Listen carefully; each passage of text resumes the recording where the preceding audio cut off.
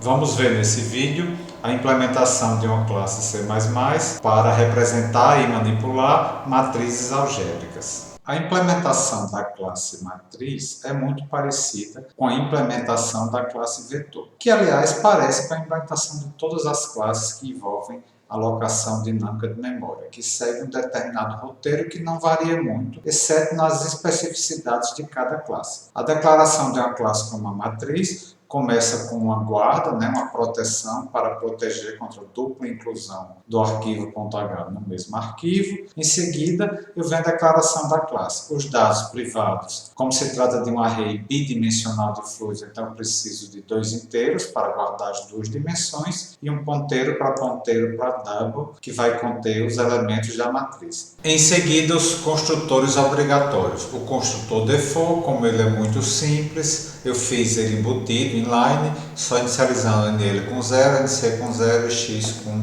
no PTL. Depois, as declarações do construtor por cópia e do construtor por movimento.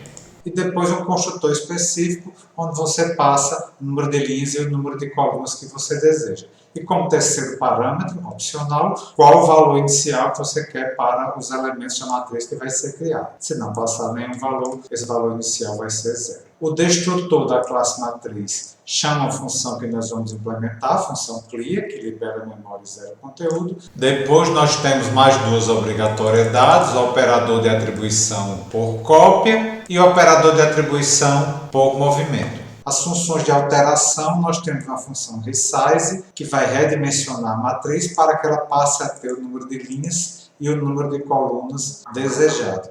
Essa função libera a memória anterior e depois redimensionando, o que faz com que ela não possa ser utilizada num construtor, por exemplo, porque não existe memória anterior a ser liberada. Duas funções de consulta que eu fiz inline, get num e get num de colunas, que retornam os valores correspondentes. Uma função de consulta, et, que retorna o valor do elemento índice i e índice j, e a correspondente função set, que permite alterar para um novo valor o elemento índice i e índice j. Em seguida, nós temos as funções clássicas amigas da classe, operator menor e operator maior, que servem para inserir uma matriz em um stream e para extrair uma matriz de uma stream. Em seguida, eu sobrecarreguei os operadores algébricos unários, aqueles que têm um único parâmetro. É o operador cruz unário e o operador menos unário, que devem retornar, respectivamente, o positivo de uma matriz e o negativo de uma matriz. Calcular o positivo e o negativo de uma matriz não altera a matriz, então ambas essas funções membros são funções do tipo const. O positivo de uma matriz é ela própria, não altera nada. Então essa função eu declarei aqui como inline, ela simplesmente retorna o próprio valor de dis. Para não criar uma cópia desnecessária de dis, eu fiz que essa função retorne uma referência constante a uma matriz e não uma cópia de uma matriz. Já o negativo de uma matriz é outra matriz que ela retorna por cópia. Em seguida, eu sobrecarreguei os três operadores algébricos binários que atuam em cima de duas matrizes e retornam uma terceira matriz, são implementados como funções clássicas amigas da classe. É o operator mais, que soma M1 com M2, o operator menos, que subtrai M2 de M1, e o operator vezes, que faz a multiplicação de M1 por M2. E, finalmente, criei um outro operador unário, que é o operador ponto de exclamação, que eu utilizei para representar aqui a transposta de uma matriz. Cópia, inicializa os dados membros da matriz com seus valores iniciais, NL com o NL da matriz original, NC com o NC da matriz original e X inicialmente com o no PTL. Se o número de linhas não for vazio, a gente faz o algoritmo clássico para alocar um array bidimensional. Depois de feita tanto a alocação do vetor de linhas quanto de cada uma das linhas, a gente copia cada elemento da matriz original para a nova matriz. No construtor por movimento, na primeira opção, eu inicializo todos os dados da matriz DIS, da nova matriz, como sendo idênticos aos dados correspondentes no parâmetro n, e depois zero a matriz provisória, fazendo todos os dados de n serem nulos. Uma segunda alternativa é eu inicializar todos os dados da matriz DIS, da nova matriz, com zero, NL com zero, NC com zero e X como no PTR, e depois fazer um swap permutando os dados correspondentes em DIS com os respectivos dados no parâmetro n. O construtor específico lembra um pouco o construtor por cópia, onde você passa o número de linhas e o número de colunas como parâmetro. Aqui, no caso, a gente tem de checar os valores, porque o usuário pode passar, por exemplo, essas dimensões como números negativos. Então, a gente inicializa NL e NC com os parâmetros, mas testa. Se eles forem menores ou iguais que zero, eu faço ambos ser igual a zero. Caso contrário, faço a alocação do array bidimensional e faço todos os valores serem iguais ao valor inicial, que é o terceiro parâmetro da matriz, que tem valor por default igual a zero. A função clear é o procedimento clássico para a liberação de memória em arrays bidimensionais.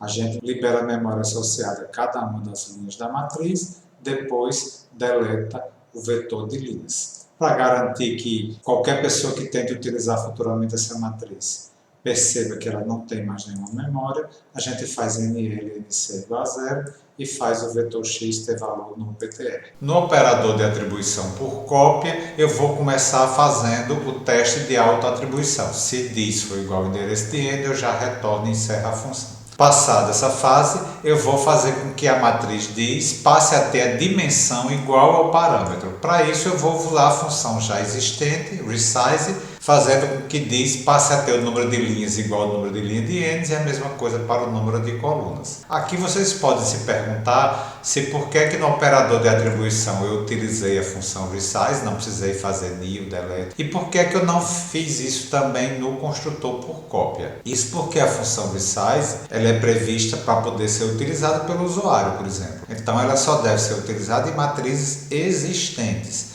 Ela começa liberando a memória anterior e depois alocando uma nova área. Se eu tentasse utilizar esta função no construtor por cópia, geraria um problema, porque como eu estou criando aquela matriz no construtor por cópia, ela não tem memória anterior. Eu ia tentar liberar um ponteiro que contém lixo e geraria erros de execução. Uma vez redimensionada DIS, eu vou fazer a cópia for I de 0NL for J de 0NC, o x e j de DIS passa a ser igual ao x e j de n, e termino retornando DIS. No operador de atribuição por movimento, nós temos duas opções. Em qualquer caso, eu começo fazendo o teste de autoatribuição e liberando o conteúdo anterior. Para isso, eu utilizei a função já existente clear, em vez de fazer explicitamente delete para não replicar código. Então, nesta opção aqui, eu faço o NL de DIS ser igual ao NL do parâmetro, a mesma coisa com NC e a mesma coisa com X,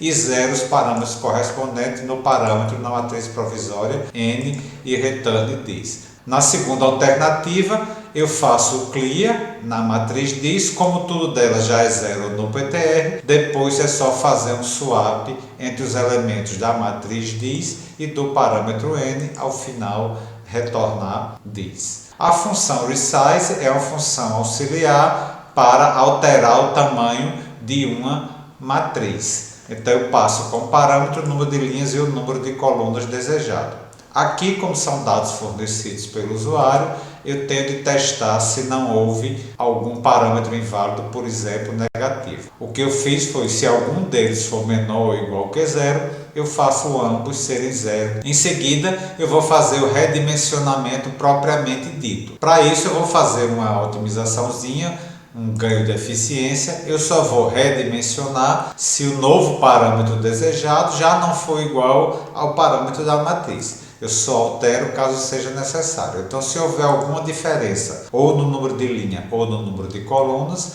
eu vou deletar o conteúdo anterior e alocar um novo. Só que aqui eu vou utilizar a boa técnica de programação. A gente só deve utilizar new e delete nas obrigatoriedades da classe. Em funções mais avançadas, como é o caso da resize, eu posso fazer tudo que diga respeito à alocação e desalocação utilizando uma dessas funções obrigatórias. No caso aqui, eu vou utilizar o construtor específico, onde eu vou passar como parâmetro o número de linhas e o número de colunas desejados, e isso vai criar uma matriz sem nome que tem o tamanho que eu desejo. Em seguida, eu uso o operador de atribuição por movimento. Como é que eu sei que é o operador de atribuição por movimento? Porque quem está à direita aqui é uma variável temporária, uma matriz sem nome. Então, o compilador vai escolher o operador de atribuição por movimento. O que é que esse operador faz? Primeiro, dá um clear, libera o conteúdo desta matriz aqui, diz, e depois move a área que está alocada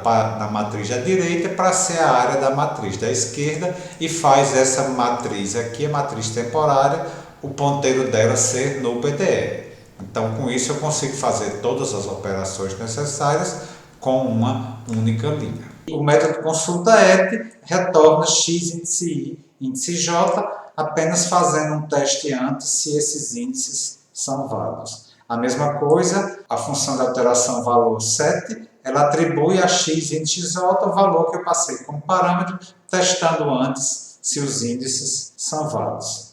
A função operator menor, que vai imprimir a matriz n na stream x. Se o número de linhas ou de colunas for zero, não tem nada a imprimir, só return. Else, for i de 0 ao número de linhas, for j de 0 ao número de colunas, imprime um separador e imprime o valor de cada elemento. Ao final de cada linha da matriz, imprime uma quebra de linha. A leitura de dados lê cada um dos elementos n.x índice i índice j da stream que foi passada como parâmetro. Em seguida, nós temos a sobrecarga das operações algébricas envolvendo matrizes. O positivo de uma matriz, o operator mais unário, eu já declarei inline, já implementei no próprio arquivo matriz.h. Para o negativo de uma matriz, a gente vai sobrecarregar utilizando a função membro operator menos da classe matriz, que não recebe nenhum parâmetro, não altera diz e retorna a matriz. Eu começo testando os casos particulares, se a matriz que eu vou calcular o negativo é vazia, o negativo de uma matriz vazia é uma matriz vazia. Então, eu já retorno a matriz sem nome vazia. Aqui tem um else implícito, porque o retorno já encerra a função, ele só passa para a próxima linha se não caiu nesse retorno. Então, else, caso contrário, eu vou criar uma matriz provisória, cujo número de linhas e o número de colunas é igual ao número de linhas e colunas de diz. For i de 0nl, for j de 0nc, eu faço cada elemento ij de prof ser igual ao elemento ij correspondente de diz, porém negativado, e retorno prof. Para fazer a soma de duas matrizes, eu sobrecarreguei a função clássica operator mais, que recebe como parâmetro duas matrizes, M1 e M2, só pode se somar duas matrizes se o número de linhas e de colunas for idêntico nas duas matrizes. Se não for, eu imprimo a mensagem de erro e retorno uma matriz vazia. Caso as dimensões sejam compatíveis, aí eu faço um segundo teste, porque se for para somar duas matrizes vazias, eu só retorno a matriz vazia diretamente, nem faço mais o resto do algoritmo. Caso tenha passado nesses dois testes, crio uma matriz provisória, cujo número de linhas e de colunas é igual ao de M1, e faço cada elemento de prov ij ser o correspondente ij de M1 somado com o ij de M2 e retorno prov. Para fazer a subtração de matrizes, já que eu já criei os operadores de calcular o negativo e de fazer a soma, eu não repeti código, porque a subtração de duas matrizes é a soma de uma matriz com o negativo da outra. Então, eu fiz que eu vou retornar a soma de M1 com o negativo de M2. Não precisei repetir código. Para fazer o produto, testei que o número de colunas da primeira tem de ser igual ao número de linhas da segunda, senão retorne vazio. Se alguma das duas for vazio, também já retorna uma matriz vazia. Caso contrário, a provisória vai ter o número de linhas de M1 e o número de colunas de M2 e calculo utilizando o algoritmo previsto para fazer o produto matricial. A transposta de matriz, faço xj e receber o valor de x e j.